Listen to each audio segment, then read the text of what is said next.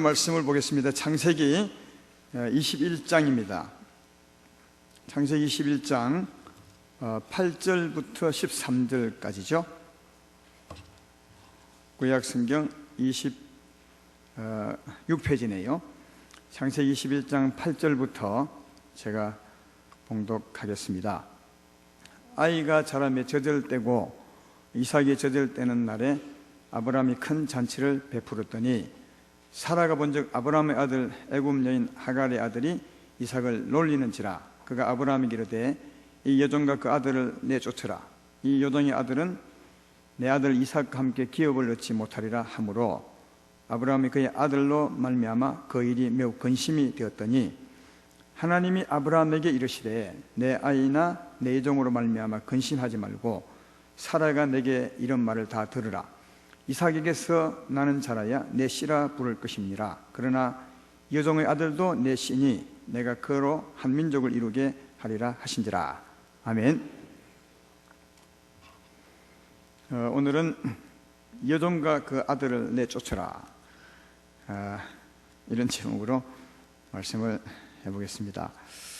오늘 말씀은 하나님의 사람으로 살아가려면 우리 모두가 하나님의 사람으로 살아가기 위해서 교회에 나와서 기도도 하고 말씀을 듣는데, 하나님의 사람으로 살아가려면 꼭 해야 될, 통과해야 될 일이 있습니다. 그 통과돼야 될 그 일에 대해서 오늘 성경에서 말씀해 주는 겁니다. 조금은 시원섭섭한 그런 면도 있겠지만 꼭 통과해야 하나님의 사람으로 살 수 있습니다. 이게 통과 안 되면 하나님의 사람으로서 살 수 없습니다. 이 말씀을 무엇과 비교해 볼 수 있냐 하면, 우리 남자분들은 군대 갔다 온 경험이 있을 텐데, 군대 가면 군인으로서 살기 전에 신병 훈련을 합니다. 신병 훈련을 마쳐야 군인으로서 살 수 있습니다. 군인처럼요. 그래서 신병 훈련소와 같은 그런 말씀이라 할 수가 있습니다. 신병 훈련소 통과하지 않고 군인 된 사람 없는 것처럼 꼭 통과해야 하나님의 사람이 된다 하는 겁니다. 근데 신병 훈련소 가면 주로 어떤 목적으로 훈련하는지 아십니까? 하나는 세상에 살았던 물을 버리는 것이고, 하나는 군대 물 들이는 겁니다. 그래서 이제 신병 훈련을 통과해서 군인으로 살게 합니다. 저는 군대 가지 않고 사관학교를 갔는데, 가니까 이제 입교한 첫날이죠. 가입교입니다. 훈련 받고 난 후에 정시 입교가 되기 때문에 사관생도지만 이제 훈련하러 간 거죠. 갔더니 첫날에 뭘 하느냐 하면, 집에서 입고 왔던 옷을 전부 다 벗게 합니다. 이상한 상상하지 말아요. 다 옷을 다 속옷까지 다 벗기더니 그 다음 이제 목욕을 시키죠. 세상 때 다 벗기라고 목욕을 다 시키고요. 그 다음 머리 아주 짧게 밉니다. 그러니까 여기서 가져갔던 거 다 벗기고 다 밀고 다 깎아버리고, 그리고 옷도 집으로 보내버립니다. 보낸 날 그렇게 말합니다. 이제는 지금까지 살았던 세상하고는 이제 끝난 거다, 이렇게 이제 끝을 맺습니다. 그리고 군인의 길을 가르치고 뛰고 뭐 이렇게 합니다. 그게 신병훈련소 하는 일, 사관학교 가입할 때 하는 훈련이거든요. 그 훈련을 마쳐야 사관생도로서의 삶을 살 수 있습니다. 오늘 이 말씀을 꼭 여러분이 통과하셔야 하나님의 사람이 될 수 있음을 이해하고 잘 한번 귀담아 들어보시면 좋겠습니다. 오늘 본문에 보면, 오늘 본문 앞부분에 보면 아브라함이 아들을 낳습니다. 사라를 통해서, 자기 본 부인을 통해서 아들을 낳는데, 자기는 100세 때, 자기 부인은 90세 때 이제 아들을 낳게 되어서 굉장히 기뻐하는 모습을 볼 수 있는데, 근데 아브라함에게는 이 이삭을 낳기 전에 아들이 하나 있었습니다. 본인이 낳은 아들이 하나 있었는데, 그 아들이 누구냐 하면 이스마엘인데, 이스마엘은 사라의 여종이죠. 사라의 여종인데, 그 여종을 통해서 이스마엘을 낳았습니다. 하나님이 아브라함을 통해서 아들을 준다고 했는데 아들을 안 주니까 사라가 좀 급했던 것 같습니다. 아브라함의 본 부인이 말이죠. 그래서 자기가 못 나니까 아브라함에게 어느 날 제안을 하죠. 내가 당신의 아들을 낳아야 되는데 낳지 못하니까 내 예종을 당신에게 주겠습니다. 혹시 하나님이 당신을 통해서 아들을 낳으려 했으니까 내 예종을 통해서 낳는 것인지도 모릅니다. 해서 이제 예종을 아브라함에게 주어서 아들을 낳는데 그 아들이 이스마엘이죠. 이 이스마엘은 이삭이 태어날 때, 그러니까 본 부인 아들 이삭이 태어날 때 한 13살 내지 4살쯤 되었습니다. 근데 이삭이 태어나고 젖을 떼고 난 뒤에 어떤 일이 있었냐면 이 이스마엘이 14살쯤 된 이 아들이 이제 갓난아이를 계속 괴롭히는 거예요. 아마 사라가 굉장히 말렸을 것입니다. 그렇게 하지 말라고, 이 어린아이가 무슨 힘이 있냐고, 네가 왜 괴롭히냐고, 이게 아마 말렸을 텐데 그래도 계속 괴롭히니까 사라가 이제 고민이 되어서 힘들고 해서 자기 남편 아브라함에게 이제 말씀을 하는 거죠. 이 자식은 내 아들과 함께 기업을 물릴 수 없습니다. 가질 수 없습니다. 전에 내 아들이 없을 때야 그랬겠지만 이제는 내 아들이 생겼으니까 내 아들과 함께 당신의 유업을 이을 수 없습니다. 그러므로 이 아들과 이 아들을 낳은 그 어미를 쫓아내십시오. 그렇게 이제 아브라함에게 제안을 했는데, 사라야 그렇다 손치더라도 아브라함은 자기 아들이단 말이죠. 그래서 이제 아브라함이 그 아들 이스마엘로 말미암아 고민하게 되는데, 그때 하나님이 나타나셔서 말씀하시기를, 아브라함에게 말씀하시기를, 고민하지 말고 근심하지 말고 네 아내 사라의 말을 들으라. 그 사라의 말대로 이 아들을 쫓아내라. 그렇게 말하면서 네가 쫓아내지만 이 아들에게도 내가 큰 민족을 이루게 하겠다. 그렇게 뒤에 말씀을 약속을 해주죠. 그래서 아브라함은 그 하나님의 말씀을 듣고 아침에 일찍 일어나서 떡과 물을 자기 여종 하갈이죠, 하갈에게 주어서 내보내는 것을 볼 수가 있습니다. 이 아브라함이 참 좋은 것은 정도 참 많았던 것 같아요. 종의 아들이지만 자기 아들이기 때문에 굉장히 근심하지만, 그러나 하나님이 말씀하시면 즉시 그 말씀을 순종하는 것을 볼 수 있습니다. 아마 밤에 하나님 말씀을 들었을 텐데 아침에 일찍 일어나서 14절에 그럴 때 있죠. 아브라함이 아침에 일찍 일어나 떡과 물 한 가죽 부대를 가져서 하갈의 어깨에 메어주고 내보내는 것을 볼 수 있습니다.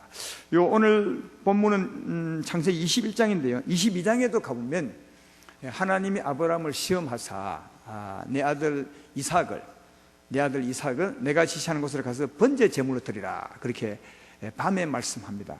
이 밤에 말씀을 들었던 아브라함이 또 아침에 일찍 일어나서 하나님 말씀을 순종하는 것을 볼 수가 있습니다. 이게 아브라함의 위대함을 볼 수 있습니다. 자기가 고민해도 하나님이 말씀하시면 그냥 하나님 믿음으로 100세에 난 그 아들조차도 바로 하나님께 드리는 그런 믿음의 사람이었습니다. 그래서 하나님이 아브라함을 참 좋아하고 또 아브라함을 벗처럼 여겨서 그를 높여준 것을 볼 수가 있습니다. 사랑하는 성도 여러분, 하나님 말씀 들으면 우리에게 손해 안 봅니다. 하나님 말씀 들으면 복이 있습니다. 우리 부모님들이 늘 자녀들에게 하는 말씀이 있지 않습니까? 부모 말 들으면 절대로 자식 너희가 나쁘지 않다.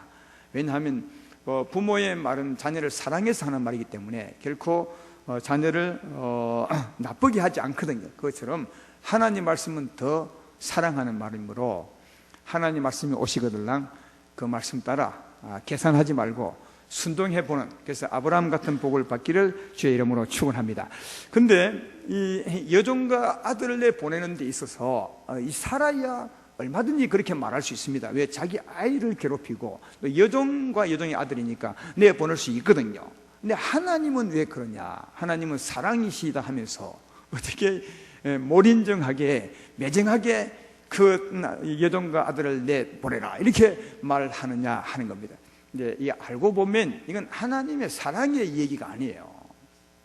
하나님이 사랑이 없다, 사랑이 있다 이런 얘기가 아니라 구약의 얘기는 다른 의미를 갖고 있습니다. 나중에 알고 보면 알겠지만 오늘날 우리의 삶에 대해서 설명해 주고자, 그렇게 살아야 네가 복 있는 삶, 하나님의 사람으로 살 수 있다 하는 것을 가르쳐 주기 위해서 이 예를 든 것이라 그 말이죠. 그러니까 하나님의 사랑 얘기가 아니라 우리에 대한 삶의 교훈, 진리에 관한 말씀임을 잘 이해해야 합니다. 그러면 하나님께서 아브라함에게 여종과 아들을 쫓아내라 했는데 그 의미가 뭐냐 하는 겁니다. 그 의미는 신약 성경에 잘 기록해 주고 있습니다. 갈라디아서 4장 28절 30절에 잘 말씀해 주고 있죠. 이 보면 이렇게 말합니다. 형제들아, 너희 이삭과 같이 약속의 자녀라. 우리가 이삭처럼 약속의 자녀라 그겁니다. 그러나 그때 육체를 따라 난 자가 성령을 따라 난 자를 박해한 것 같이 이제도 그러하도다. 그러나 성경이 무엇을 말하느냐? 여종과 그 아들을 내어 쫓으라. 여종의 아들이 자유 있는 여자의 아들과 더불어 유업을 얻지 못하리라 하였느니라. 여기에 아브라함의 두 아들 얘기를 잘 설명해 주고, 두 아들 얘기가 어떤 얘기인지를 말씀해 주고 있습니다. 어떤 얘기입니까? 아브라함에게 두 아들이 있었는데 그 아들 이삭은, 본 부인으로부터 난 그 이삭은 오늘날 성령으로 태어난 하나님의 사람들을 가리킨다는 거예요. 우리들을 말하는 거죠. 예수 믿어서 하나님의 자녀가 된 것을 믿으면 아멘 합시다.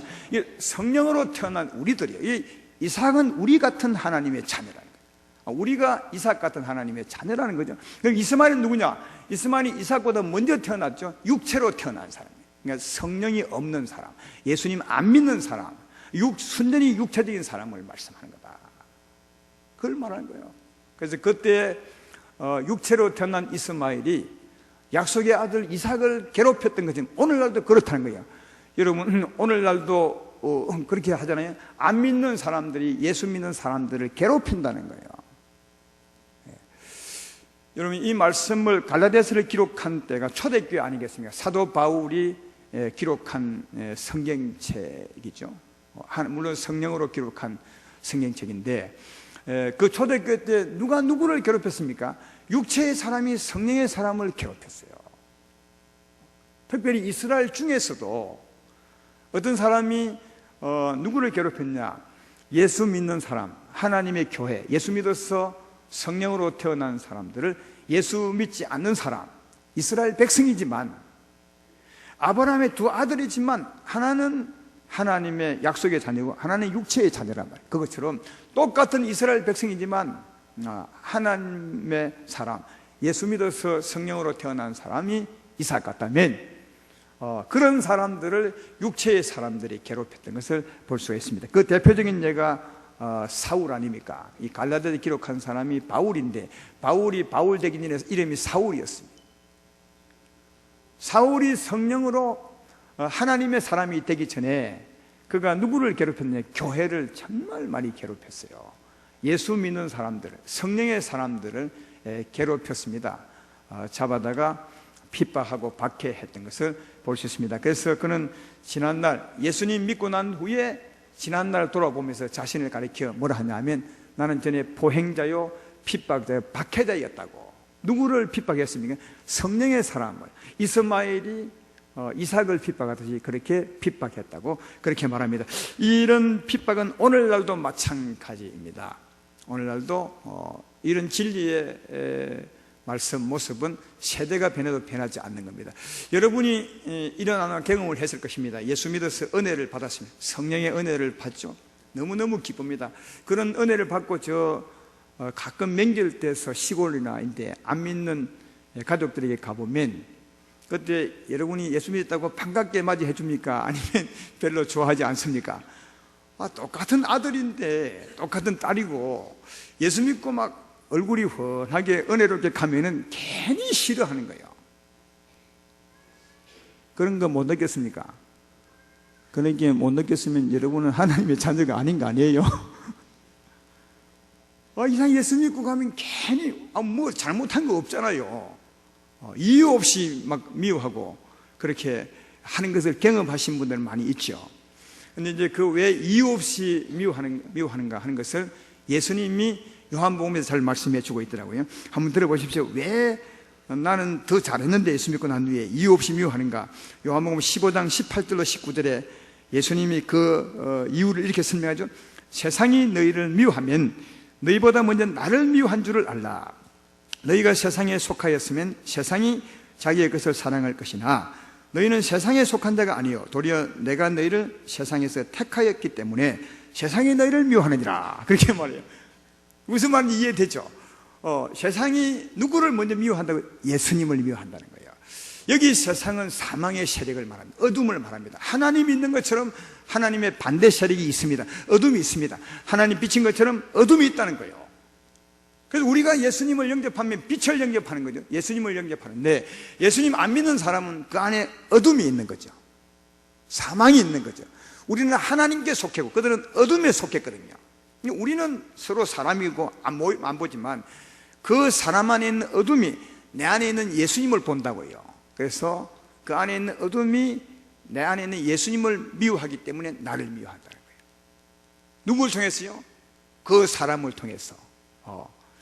자기가 주관하고 있는 아직 예수 안 믿는 그 사람, 그 안에 있는 어둠의 영이 말이죠.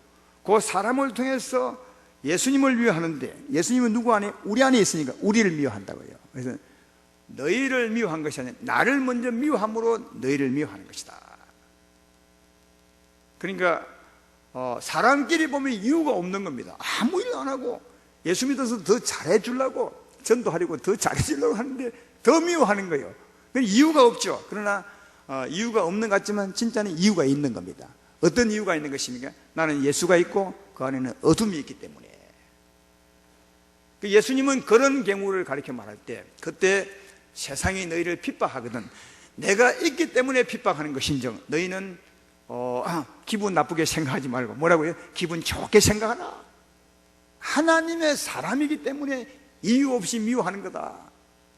그것은 네 안에 빛이 있기 때문에 그런 것이다. 그렇게 말씀하시면서 기분 나빠하기보다는 오히려 기뻐하라고 즐거워하라고 그렇게 합니다.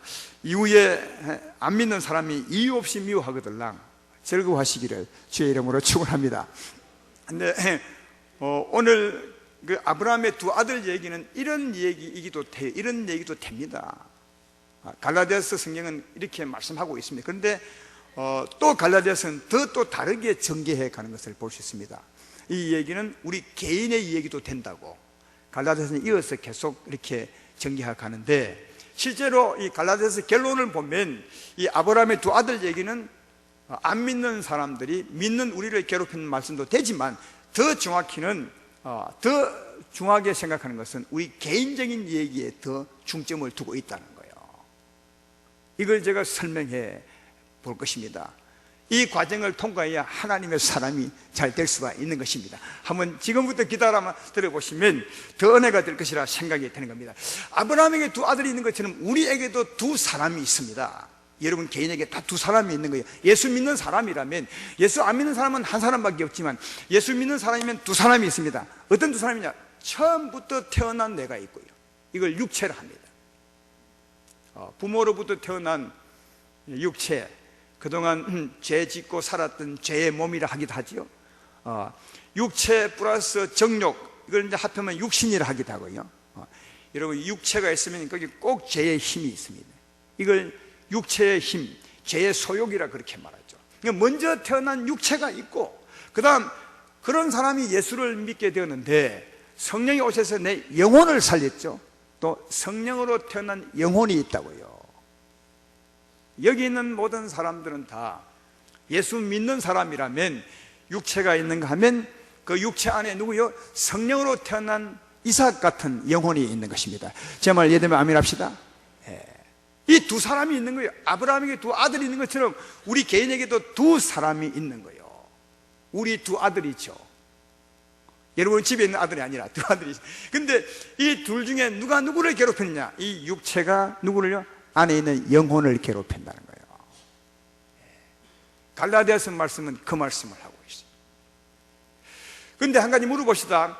우리가 이제 예수 믿음으로 말미암아 우리 안에 두 사람이 있습니다. 육체의 사람이 있고 옛날 사람 말이죠. 안에 성령으로 끝나는 영혼이 있는데 진짜 우리는 영혼에 속했습니까? 육체에 속했습니까?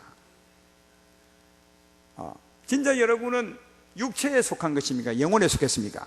성령으로 거듭난 사람이라면 이게 우리는 영혼에 속한 사람이에요. 성령이 내 안에 있으면 너는 영의 사람이라 하잖아요. 로마서 8장에 그 말이거든요. 그러니까 우리 안에 두 사람이 있지만 나는 진짜 누구냐? 나는 이삭 같은 자라고요. 영혼이 진짜 나라고요. 근데 그 바깥에 이스마엘 같은 나를 괴롭히는 누가 육체가 있는 거예요. 육체의 소욕이 날 괴롭히고 있는 겁니다.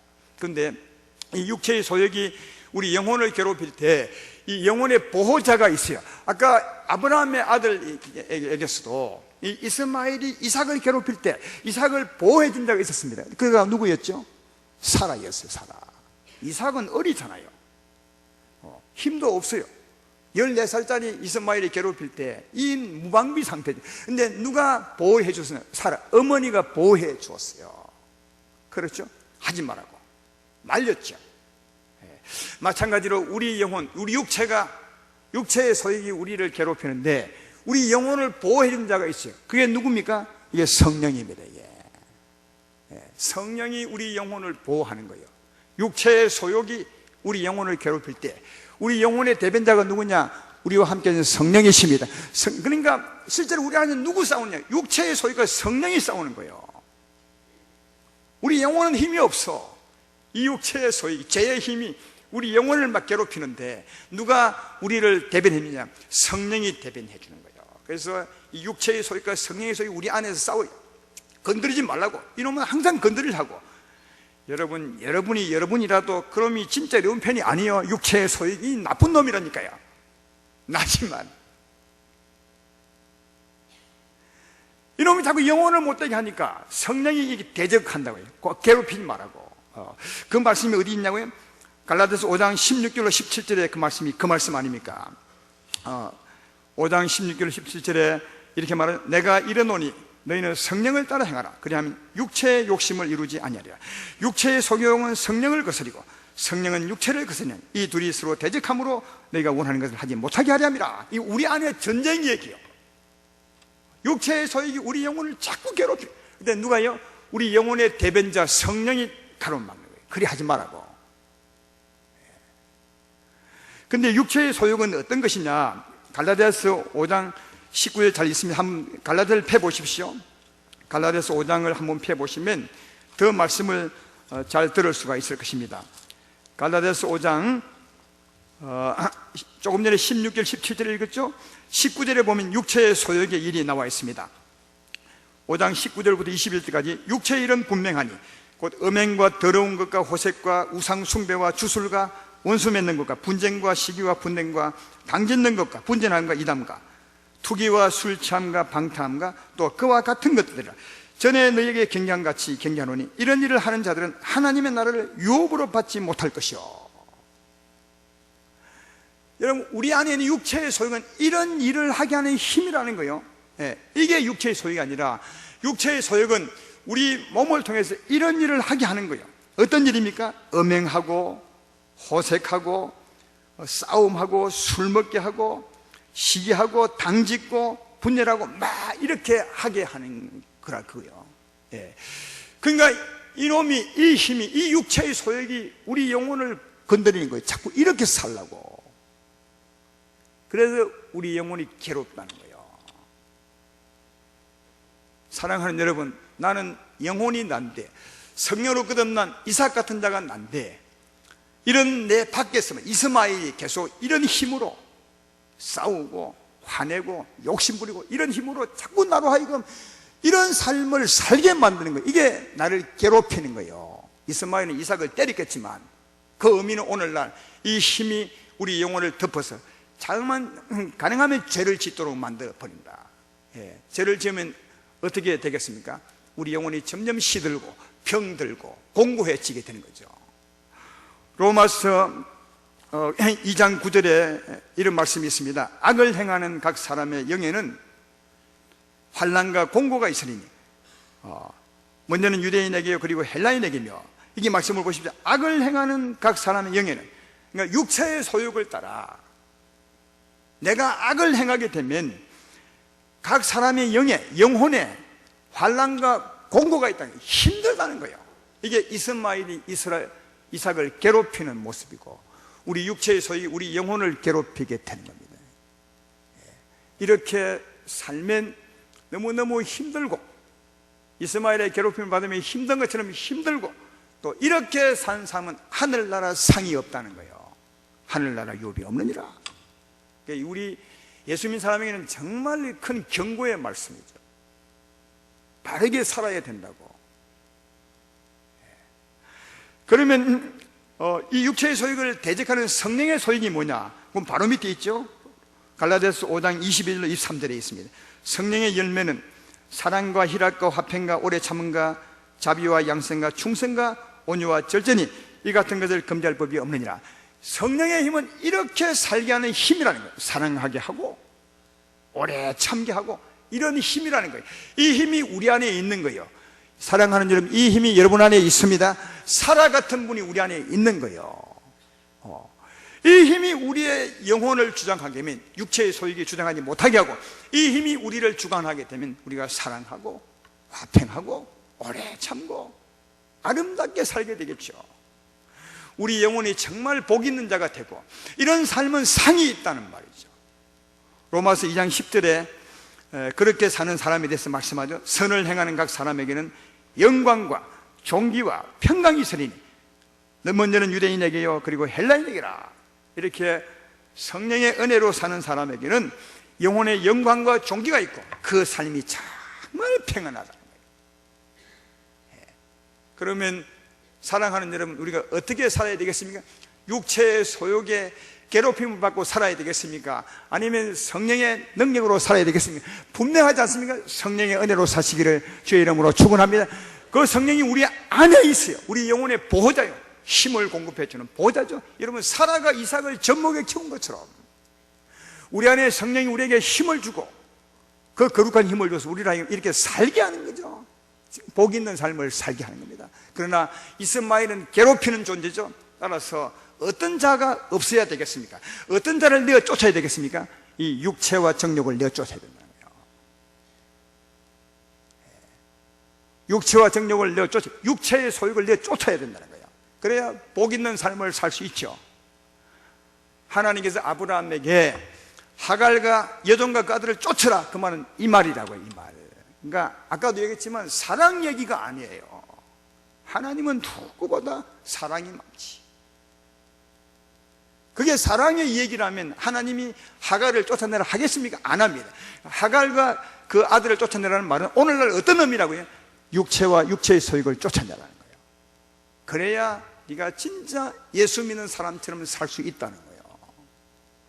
복 있는 삶, 유업 있는 삶, 천국에 갈 수 있는 준비하는 삶을 살 수 있다는 거예요. 그게 있으면 못 산다는 겁니다. 유업을 같이 이을 자가 아니기 때문에 육체와 그 육체의 소욕을 쫓아내라고 말씀하고 있습니다. 그러므로 여러분 안에 육체와 그 소욕을 쫓아내시기를 주의 이름으로 축원합니다. 그러면 어찌하면 쫓아낼 수가 있겠어요? 아까 말했죠. 갈라디아서 5장 16절 17절에 보면 육체의 소욕과 누가 싸운다? 성령이 싸우는 거예요. 성령이 이기면 육체가 꼼짝 못해. 육체의 소욕이 이기면 또 성령이 힘을 못 써. 이 둘이 원리가 그래. 둘이 같이 공존할 수는 없어요.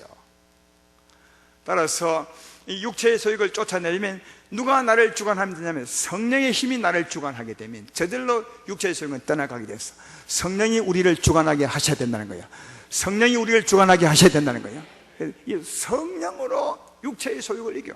그러니까 사라가 힘이 좋으면 이스마엘은 힘을 못 쓰는 거예요. 아브라함이 사라의 말을 들었을 때 그 아들은 쫓겨나게 되었어요. 그러니까 사라가 힘을 쓰게 하는 겁니다. 육체의 소욕은 성령으로 이길 수 있습니다. 로마서 8장 12절로 13절에 그걸 말하고 있죠. 그러므로 형제들아, 우리가 빚진 자로 돼 육신에게 져서 육신대로 살 것이 아니라 너희가 육신대로 살면 반드시 죽을 것이로되, 그 다음에 보시, 영으로서 몸의 행실을 죽이면 살리라. 영이 누구냐? 성령으로서 육신을 죽일 수 있다는 거예요. 그러니까 성령 충만케 하시면 육체의 소욕은 힘을 못 쓰는 겁니다. 성령으로 충만케 하셔야 된다. 근데 성령으로 충만케 하시려면 또 반대는 뭐예요? 무엇이 힘을 쓰지 못해야 된다고요? 육체의 소욕이 힘을 못 써야 돼. 따라서 두 가지를 하셔야 돼요. 성령 충만케 하시려면 먼저는 육체의 소욕이 힘을 못 쓰도록 만들어야 된다. 그러면 어떻게 육체의 소욕이, 육체와 소욕이 힘을 못 쓰도록 하겠습니까? 이게 오늘 말씀의 핵심이에요. 어떻게 하면 여러분 안에 있는 육체와 육체를 근거 삼아서 힘을 쓰는 육체의 소욕이 힘을 못 쓰도록 하겠냐 하는 겁니다. 간단합니다. 육체를 죽여버리면 됩니다. 육체를 죽여버리면 됩니다. 근데 이게 아멘 안 한단 말이에요. 왜 안 해? 이걸 잘못. 우리말에 그런 말 있잖아요. 죽은 놈은 말이 없다 그러죠. 여러분, 무덤 참 많이 있는데 무덤에 가서 전에 성질, 죄송해요, 더러운 사람이 죽었어. 묻었어, 죽은 거야. 그 성질 더러운 사람이 묻었지만 가서 야 임마 하고 한번 해봐. 그러면 일어나서 성질 부립니까? 안 부리면. 죽은 놈은 말이 없어. 죽은 놈은 힘 딱 빠져버려. 죽은 놈은 끝나는 거예요. 그러니까 이 육체가 막 힘을 쓰죠. 정욕과 이단과 분열함과 죽여버리면 돼.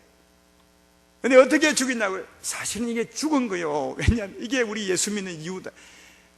이미 죽은 건데 자꾸 내가 죽이려 하죠. 이미 죽은 겁니다. 성경은 뭐라 합니까? 육체와 정욕은 이미 죽었다고, 예수와 함께 죽었다고, 십자가에 못 박혔다고. 그게 성경 아니에요. 그게 복음 아닙니까? 줄기차게 말해주는 것이, 내가 예수와 함께 십자가에 못 박혔나니. 그때 내가 누굽니까? 내 육체를 말하는 겁니다. 우리가 알거니와 우리 옛사람이 예수와 함께 십자가에 못 박혔나니. 우리 옛사람이 누굽니까? 이 육체입니다. 성경은 줄기차게 전에, 2000년 전에, 아니면 네가 믿을 때 네 육체와 정욕이 죽었다고 말해요. 근데 우리들은 이걸 안 믿고 살니까 이놈이 펄펄 끓는 거예요. 그래서 진짜 바른 믿음은 뭐냐면 이미 죽었음을 믿는 겁니다. 이미 죽었음을 믿는 것입니다. 갈라디아서 5장 24절에 그렇게 말하잖아요. 그리스도 예수의 사람들, 이건 나 혼자 읽으면 안 돼. 다 같이 읽게 돼. 시작. 그리스도 예수의 사람들은 육체와 함께 근영정과 탐심을 십자가에 못 박았느니라. 이미 죽었다는 거예요. 이미 예수의 사람들은, 이삭 같은 예수의 사람들, 성령으로 산 사람들은 이미 뭐라고요? 육체와 함께 정욕의 힘이 죽었다는 거예요. 이걸 믿으셔야 돼. 우리가 참 신기한 게 있는데요. 우리가 때때로 이 죽었음을 믿고 살지만, 육체는 죽어야 하는데 믿고 살지만, 그래도 이 육체가 살아서 펄펄 끓을 때가 있죠. 막 성질 내고 욕심 부리고 싸우고 막 마치 난로 끓듯이, 아니면 난로 위에 올려놓은 물 끓듯이 펄펄 육체가 끓을 때가 있죠. 그죠? 그때도요, 참 신기하게 딱 눈 감고 하나님 앞에 회개하는 마음으로 서서 믿음을 딱 고백하는 거예요. 주여, 이 펄펄 끓는 육체와 정욕이 이미 죽었습니다. 육체와 함께, 아니 예수의 십자가와 함께 죽었습니다. 못 박혀 죽었습니다. 딱 진짜 믿음으로 고백해봐. 이 힘이 싹 사라져요. 정말로요. 펄펄 끓는 힘이 딱 사라져버려요. 힘을 못 쓴다. 육체에서 이 힘을 못 써. 무슨 비유를 할까? 아침에 내가 기도하다가 한 가지 차이 냈는데, 우리 방에 가면 난로가 있어. 난로 이놈을 스위치 켜놓으면요, 불이 막 펄펄 끓어. 온 방을 뜨뜻하게 만들어. 근데 죽이기 간단하더라고요. 스위치가 딱 누르니까 죽어버려. 간단한 거예요. 이 복음은 정말 간단한 거예요. 십자가를 믿으면 힘이 싹 사라져. 자동차도 마찬가지 아닙니까? 아무리 힘이 있어도. 요즘 자동차가 좋아가지고 고속도로 달리면 120km 달리면, 그 120km 20km 속도 위반 아닙니까? 그리 달려도 140km 달리는 차가 있더만. 그러니까 120km 달리면서도 부끄럽더라고요. 너무 빨리 달리니까. 근데 그렇게 세게 달려도 열쇠만 딱 끄면 금방 꺼져버려. 정말 힘내, 펄펄 끓는 힘도 서있지만 하다 돌리면 꺼져버려. 이게 여러분 십자가의 원리입니다. 아무리 끓어도 회개하는 마음으로, 주여, 이 펄펄 끓는 육체와 정욕이 죽었습니다. 아멘. 힘이 정말 확 떨어져 버려요. 가시나무 한번 꺾어봐요. 꺾기 전까지는, 자르기 전까지는 그 가시 힘이 온막 가시나무를 덮었는데 딱 자르면 말라버려. 그 힘이. 그죠? 죽으면 힘을 잃는 겁니다. 이게 십자가의 능력입니다. 근데 그것만 능력이 아니라, 이게 십자가 믿으면 이놈이 힘을 못 써. 육체의 힘이 딱 사라져. 이스마엘이 쫓겨나는 거죠. 근데 그때 누가 역사냐? 성령이 역사예요. 성령이 역사해. 그래서 펄펄 끓는 육체의 힘, 십자가 믿으면 힘을 못 쓰고, 누가 역사한다고요? 성령이 역사해. 그래서 조금 전까지 해도 육체가 살았는데 십자가 믿고 통과하고 난 순간에 바로 성령이 역사해요. 그렇죠? 예, 이게 여러분 우리 믿음의 사람들이 믿고 사는 삶의 힘 아니겠어요? 그러니까 예수 믿는 사람들은 내가 자주 말하지만 이중인격자예요. 조금 전까지도 막 화내더니만 조금 후에 그냥 또 살았어. 그럼 안 믿는 사람 보면 이 사람이 완전히 이중인격자구만, 외식하는 사람이. 하지만 아니요, 이게 예수 믿는 사람의 뭐요? 본 모습이요. 조금 전까지 어둠에 쌓여 살았지만 십자가 스위치를 누르는 순간 그 힘은 사라지고 성령이 역사하사 내 마음에 새 힘이 샘솟게 되어서 그 힘이 나를 중하게 되기 때문에 이런 삶을 살 수가 있는 것입니다. 제 말 이해되면 아멘 합시다. 그러니까 하나님은 우리에게 말씀하여 이스마엘과 그 하갈을 쫓아내라. 우리에게 무엇을 쫓아내라 하는 것이 우리 육체와 정욕을 쫓아내라는 거예요. 간단하면 스위치 누르면 되는 겁니다. 십자가 믿으면 됩니다. 근데 성령이 역사하면 완전히 힘이 사라지고 사라가 이삭을 주어한 것처럼 성령께서 우리 삶을 주관하게 되는 것입니다. 내 말 이해되면 아멘 합시다. 근데 더 큰 은혜는 육체의 소욕을 내어쫓고 성령의 역사를 할 수 있게 하는 것은 누구에 달렸냐? 내게 달렸어요. 내게, 순전히 내게 큰 고난이 있는 겁니다. 이스마엘을 쫓아내고 이삭을 두게 한 이는 누구였습니까? 아브라함의 고난이었어요. 아브라함이 이스마엘을 쫓아내는 거예요. 이삭을 두고. 마찬가지로 오늘날도 내 속에 두 사람이 있는데, 두 아들이 있는데 이 육체와 소욕을 쫓아내는 건 내게 달린 거예요. 내가 아까 말했던 건 십자가를 짊어지면 쫓겨나는 겁니다. 성령이 역사하사 사라와 이삭이 사는 것입니다. 성령과 내 영혼이 사는 것입니다. 이해가 되셨습니까? 이 성령과 내 영혼이 사는 삶이 정말 복 있는 삶이라고요.